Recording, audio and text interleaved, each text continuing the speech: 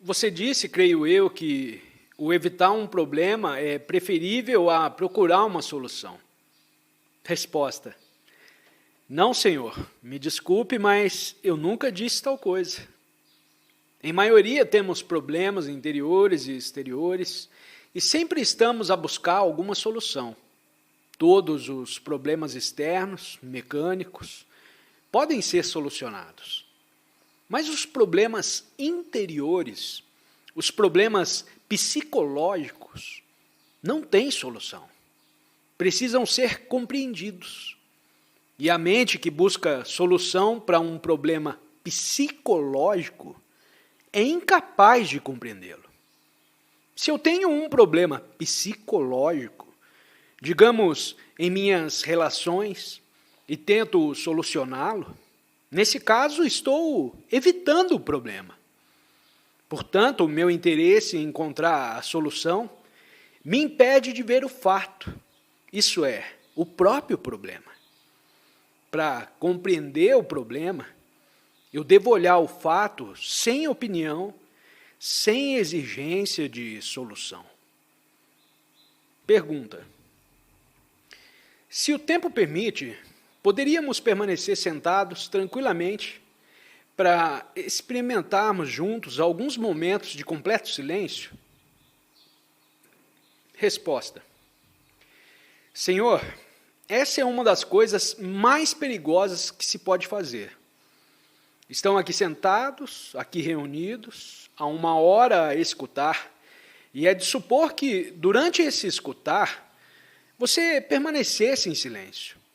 Se não estivesse em silêncio durante essa hora, ou mesmo por alguns minutos, no ato de escutar, então permanecemos aqui tranquilos, todos juntos, para experimentarmos o silêncio, só poderá nos levar a várias formas de ilusão. O silêncio é difícil e árduo, não é um entretenimento, não é coisa que se possa experimentar pela leitura de um livro, pelo ouvir uma palestra, ou pelo ficar sentado junto com outros, ou pelo retirar-se para uma floresta, ou em um mosteiro. Eu diria que nenhuma dessas coisas pode produzir esse silêncio. Esse silêncio exige intenso trabalho psicológico. Tem de estar ardentemente cônscio de seu falar, cônscio de seu sentimento de classe, cônscio de seus temores, de suas ansiedades, do seu sentimento de culpa. E quando morrer para tudo isso, então sim, desse morrer virá a beleza do silêncio. Pergunta: qual a diferença entre meditação e contemplação? Resposta: em primeiro lugar, o que entende por contemplação? Se contemplação supõe uma entidade que está tentando contemplar, tentando focar a própria mente, então a contemplação é a mesma coisa que a chamada meditação, em que há um meditador a tentar obter um certo resultado. Uma pessoa pode meditar com toda a regularidade, com o fim de se tornar tranquila, com o fim de realizar Deus, mas isso não é meditação, não é contemplação. Enquanto há observador, pensador, experimentador, não há possibilidade de meditação. Meditação não é coisa que se possa aprender de um livro e depois praticar por alguns anos. Ela não é questão de disciplina. Em regra, de tanto disciplinarmos a nossa mente, estamos mortos. E dentro desse padrão, procuramos meditar. O importante é a quebra do padrão. E a quebra do padrão é o começo da meditação. Pergunta: como é possível ficarmos plenamente conscientes quando nos achamos ocupados com um dado trabalho? Resposta: não vejo nenhuma dificuldade, porque não se pode ficar intensamente cônscio enquanto se faz um trabalho. quer o trabalho seja mecânico, quer seja científico ou burocrático. Se estamos atentos enquanto o executamos, não só o faremos com mais eficiência, mas também começaremos a perceber a razão por que o estamos fazendo, os motivos que nos impelem a fazer esse trabalho.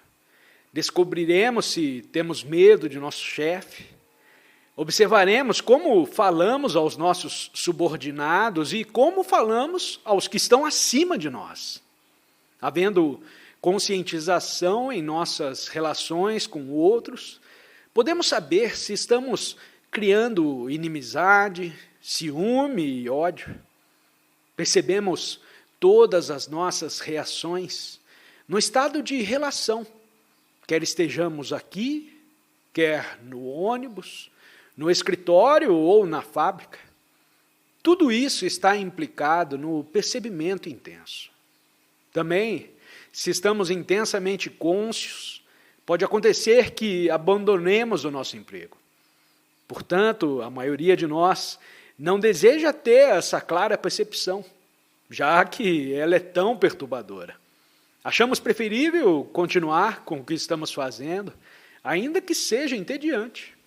Na melhor das hipóteses, deixamos um emprego que nos entedia para procurarmos outro menos entediante.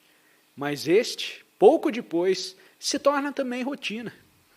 Assim, estamos aprisionados no hábito. O hábito de ir para o emprego todas as manhãs, o hábito de fumar, o hábito sexual, o hábito das ideias, dos conceitos, o hábito de ser inglês, etc. e etc. Funcionamos no hábito. O estar bem inteirado do hábito tem seu próprio perigo, e nós tememos o perigo. Temos medo de não saber, temos medo da incerteza. Há uma grande beleza, uma grande vitalidade em não estar certo. Não é insanidade o estar completamente na insegurança. Não significa que a pessoa se torna um psicopata, mas ninguém deseja isso. Preferimos quebrar um hábito e criar outro mais agradável. Pergunta: pode-se aprender algo da inocência de uma criança? Resposta: a criança não é inocente. A criança é ignorante.